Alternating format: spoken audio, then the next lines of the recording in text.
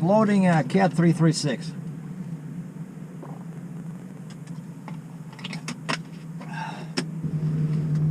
All right, sit tight, enjoy, get your popcorn.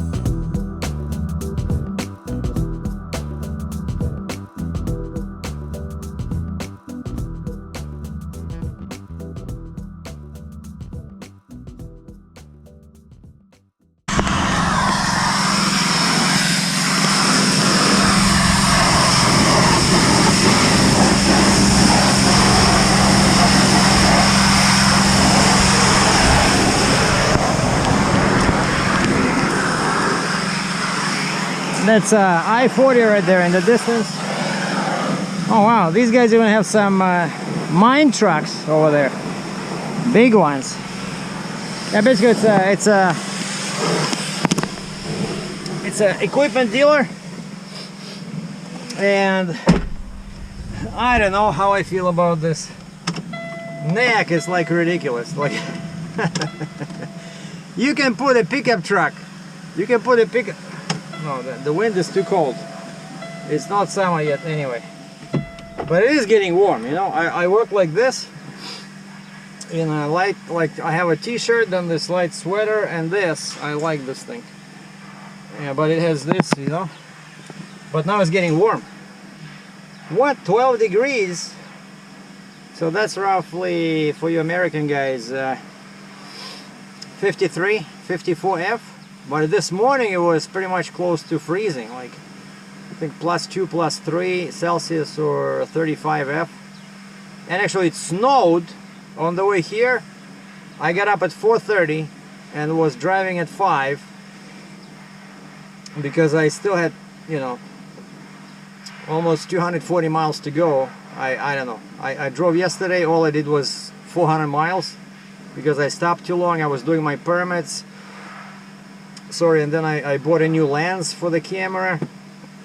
I got this Canon RF 24-105 f4. I was dreaming about that lens, but it's native mount for my Canon EOS R. You don't need to use any adapters, and they say the sharpness is spectacular. So any photos you will see after I pick it up Monday will be done with this Canon EOS R and this new 24-105 RF f4. Now, but even though I'm so far away, check this out. See, that's the suspension load. I know that's close to pretty much, I don't know, 36, 38 on the drives.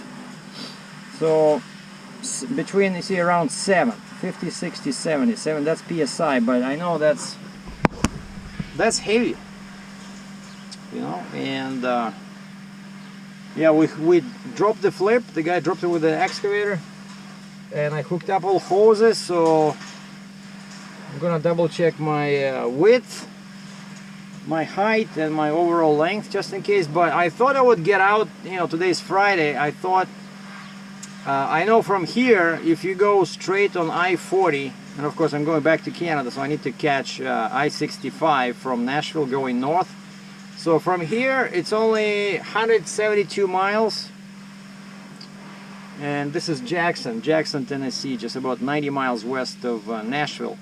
So it's about 172 miles if you go 40 east and then 155 north and I-65 north. But of course that would be too easy, so instead, you would not believe it, but they're sending me on I-840, which is 80 miles bypass south of Nashville. So they're sending me 80 miles on I-840 east, and then I catch I-40 east of Nashville, and then I go back on I-40, which makes no sense.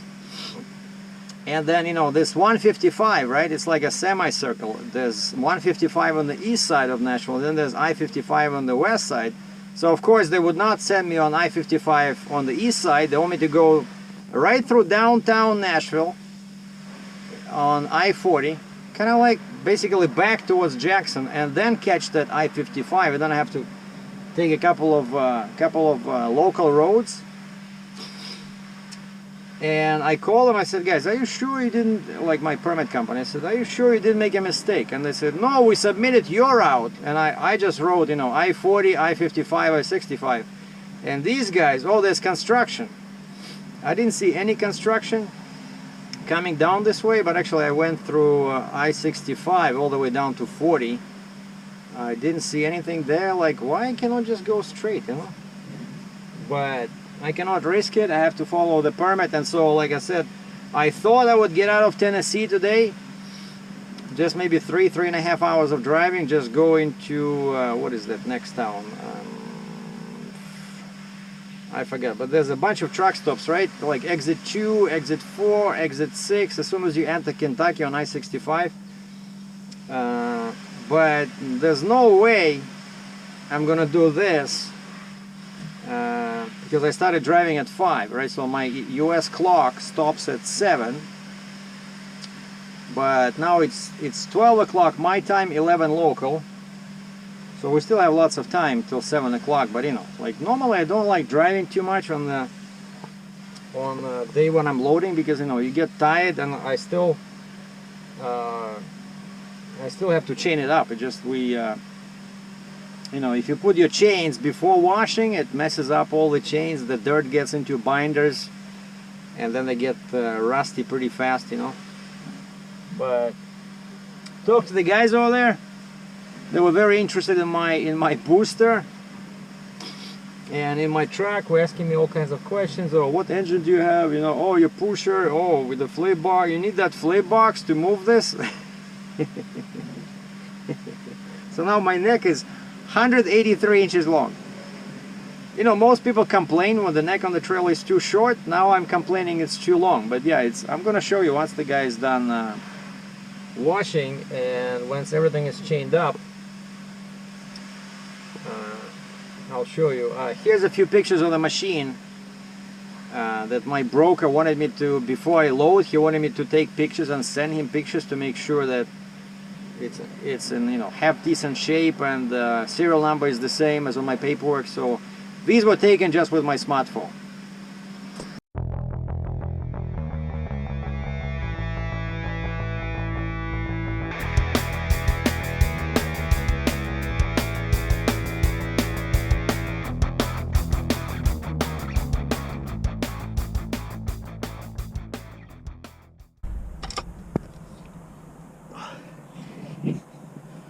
Well, the time now is 2:29 Eastern time, so I've been on my feet since 4:30. No, wait, 4:30 was, yeah, it was still Eastern time over there. So I charge people for, I say, 2 hours to load, 2 to unload, and 1 to cross the border. And each time I forget that that's totally, you know, unrealistic.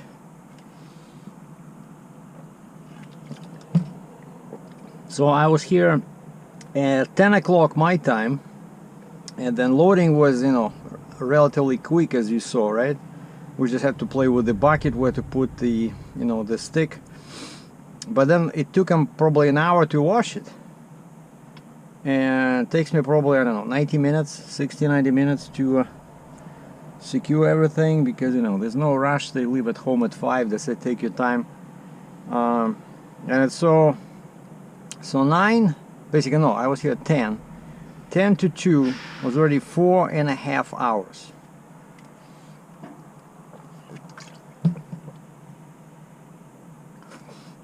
And I'm still not done. Well, I have all the chains on, all the binders, but I just need to, I thought I show you guys, I just need to go around and tighten them, because I just, you know, made them medium tightness. But I got a bunch of chains, so if you think that I can add any more chains, let me know in the comments. And this place is dangerous, actually, you know. They have a dog, like a black, what are they called? German Shepherd, and it runs around with a toy, a rubber toy, which looks like a small, like a rubber bag from a small truck, you know, except that it's like a cone.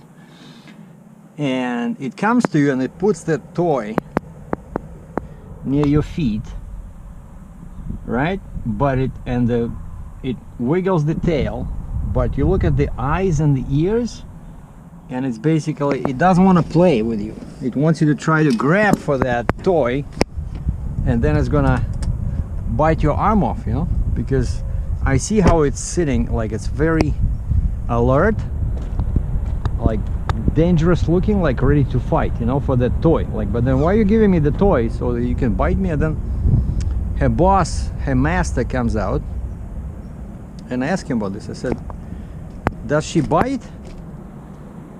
Because I saw that it was a she. She was urinating in public standing, so that's a crime right there. But and the guy started, I said, she dropped the toy in front of me, and then she wanted to bite me, and he started laughing. So I guess that's funny, right? When, as long as it's not you that they're biting. But anyway, so what we got, this thing has holes in the frame. See there? The trick with those is that a regular hook cannot go in, and the big hook, like that slip hook, cannot go in. So the only way to hook up is either with a shackle or use that binder that I have with the big slip. Like that slip hook is bigger than this one. See, that one cannot go in because that one is just too much metal in front of the hole. So anyway, I did it like this, and I put, because these come very handy, this D-rings over here, right? We'll use the rubber to protect the Colonel Sergei's trailer, and then I did the same in the back. And then I didn't want to tighten like this because I just got these boards, right? But what happens is that when you tighten like this, and again, this is perfectly fine because you tightening the track above the wheel, right? So it's not like if you do it here, you'll be tightening till tomorrow and it's still gonna be loose. But here it's gonna push into the wheel, and I like this much better than this. Like most guys just will be happy with that, right? 2 chains in the middle and then 1 bind on the corner. But you know, I'm going 800 miles and there's gonna be a bunch of cops and I'm crossing 4 state lines, you know, Tennessee, Kentucky, Ohio, Indiana,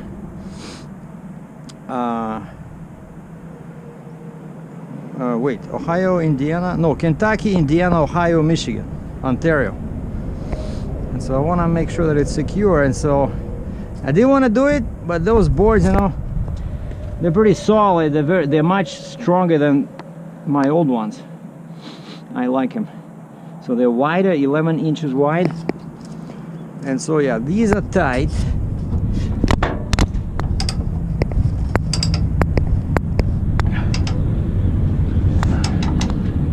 Right? These are not tight because I just put them on.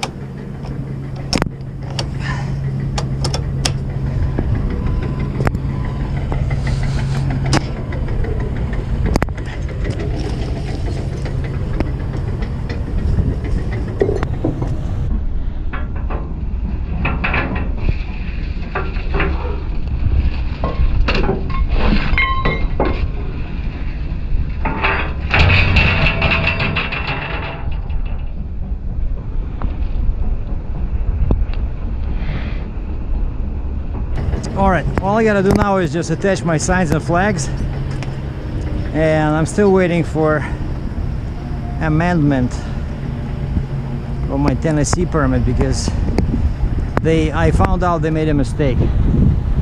Now looks a bit weird, half a mile long neck, but that's how we roll this time.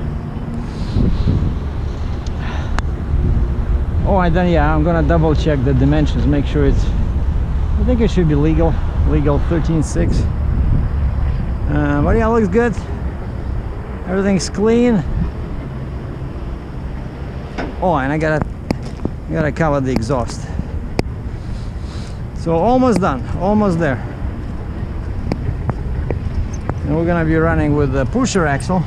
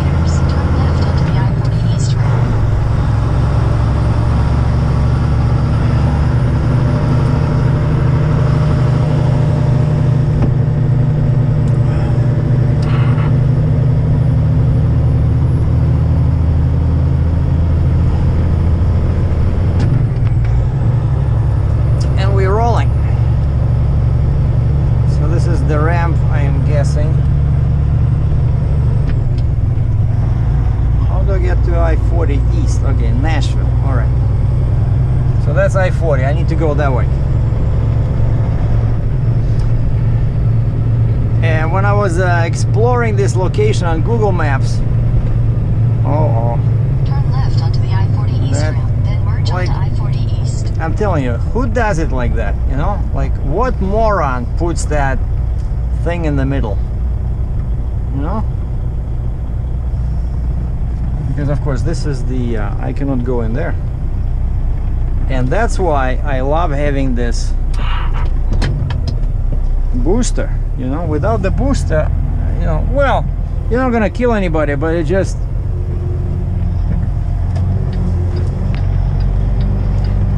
so basically we're gonna take all the room we have here and pretty much go into this field. Oh yeah, we're good. And the booster is like pushing me that way. Beautiful. Love it. JC Trailer. Thank you guys. Once again. Yeah. Wow. I'm telling you, if I had my 4 in a row now, that stop sign will no longer be there.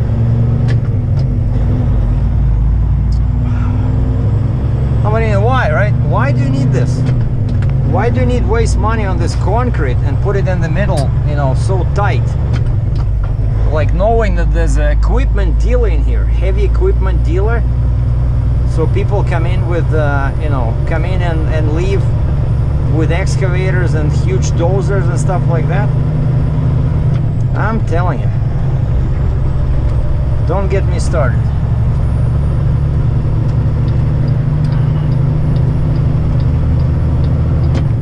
Continue on I-40 East for 181 kilometers. Yeah, so basically I decided what I'm gonna do. I'm not gonna drive to Kentucky. It's too far, and they're still working on that permit. There's something wrong in there, something with the routing. She sent me the amendment, and the route is exactly the same. I said, are you pulling my leg? It's exactly the same permit. Oh, hold on, I'm on the phone. I'm on the phone with the DOT. So I know from experience that basically this is also a tip to you guys, like who wants to do heavy haul. Like usually petrol truck stops are big. Okay, you rarely see a small petrol truck stop. And so I was looking for something on Trucker Path app to see if there's anything 2 hours away, 120 miles, because normally that's what I do before I stop, and I gotta stop and check the load anyway. The first 50 miles, or what is it, 1.5 hours? 1.5 hours, sorry. And there's a petrol 118 miles away, and it's right at that little road I have to take. Okay, let's see. We're gonna put 91. No. Oh, 91. So 56 miles per hour. Because it's straight, it's level, you know. And I got the permit. I ordered the permit for 11.6, but they told me it was 11.3. And of course, rule number 1, never trust the freight broker about dimensions. But then I checked the tracks, 11.4. So, and I got the height at 13.10 just to be on the safe side. And I'm actually 13.4. And Tennessee charged me 20 bucks extra for being over 13.6. But you see, like, the weather greatly improved. I checked the weather back home in Cambridge. It's -5 Celsius, or what is that, 18.9. 32 minus 8 is 30, 24. It's like 22, 23 F right now in Cambridge, so I don't want to go there. So we're gonna take it slow. So today we're gonna do just 120 miles. Because I'm tired. I only had 1 protein bar in the morning. So today we're losing weight, right? Because I had 1 protein bar, and time now is 3:40 my time, or 2:40 local. Wait a second, Jackson? What, am I going in the wrong direction? I thought I was in Jackson. Hold on. No, everything is cool. Yeah, 177 kilometers. What is it? 60, 45, so basically 105 miles. And despite the fact that I'm using such a low neck, but I see quite a load, like not too much, but I see good load on the 5th wheel. You know, my concern was that because of such neck, like the truck is so far away, I thought I will underload the truck and overload the trailer, but that's not what I see. I see good weight, so this will give us traction in case there's any snow And then of course if there's snow or anything like that, I gotta lift my pusher. Because also that's, speaking about rules, that would be rule number 2. In slippery conditions, lift your pusher axle. And in case you're wondering why, is because the pusher axle takes off weight from your drives, right? And so if you lift it, your drives get more weight. So yeah, I see it here. I have to go. Of course, these guys are not gonna let me in. Check this out.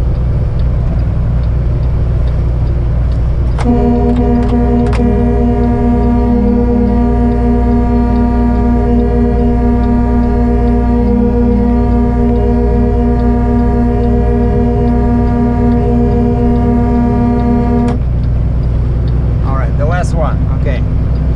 The moron after this one got the drift. Actually, we're gonna go in here. We're gonna go in here. Beautiful. Again, like I say, they are like children, you know. You gotta treat them like children because they don't know what's gonna kill them. And I cannot be there because there's no shoulder. But I remember this. I remember this. When I was coming in, I was thinking, like, how am I gonna drive, you know?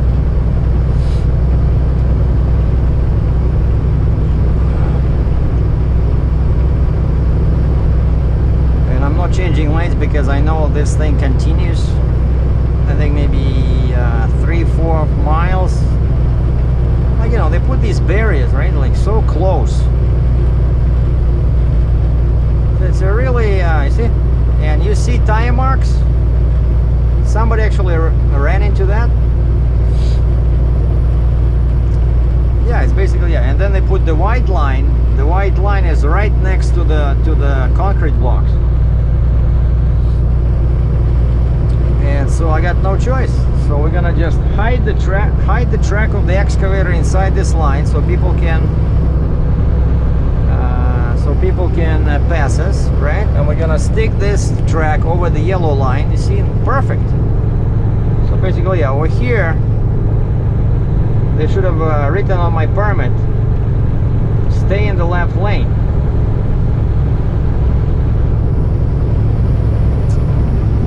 Now here we have something. Now we have the barriers on this side. So we're gonna gently move this way. I just hope these barriers are over. All right, hold on. Let's see what's happening here. I think it's gonna tight. I think it's gonna be tight again. I think it's over. It's over. It's over. As long as I don't hit this one. Missed it. Alright, we're good. We are good.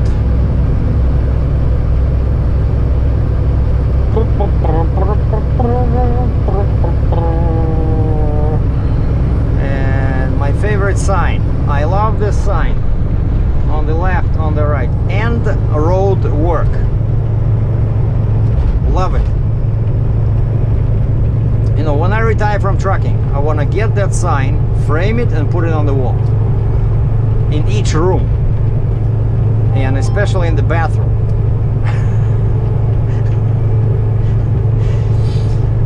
Because it might help with the movement, if you know what I mean. Alright, so this is I-40.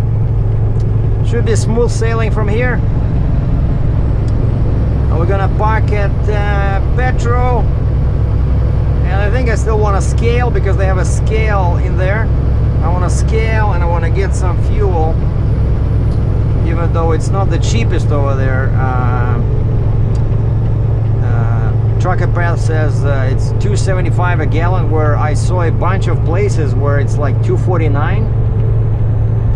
You know, that's 25 cents difference. but I got a big load, you know. I think I'll just fill up one tank. I usually, when the price is not good, usually that's what I do. I just fill up the driver's side, and then we'll be good to go in the morning. And Tennessee allows night driving, so I can leave real early. Like today, I don't know, I like waking up early. To me, it's much better than I know that the sun is coming up eventually, right? When you drive through the dark and you know that still it's miserable, it's ugly, you cannot see anything, but eventually the sun will come up, right? Whereas if some guys like driving at night until like midnight and then nothing, there's no hope, right? It's gonna get darker, it's gonna get uglier. I don't like that. I prefer mornings, you know. I go to bird, you know, early bird catches the worm, right? That's what they say. Or as they say in Russia, "Попугай съел суп." That's a very good Russian proverb. You know, very helpful in the majority of life situations, you know.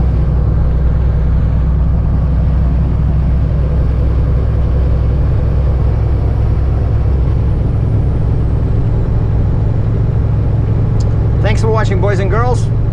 Be good, stay warm. If you're in cold weather, stay cool if you're in Tennessee and Florida. And don't touch that remote.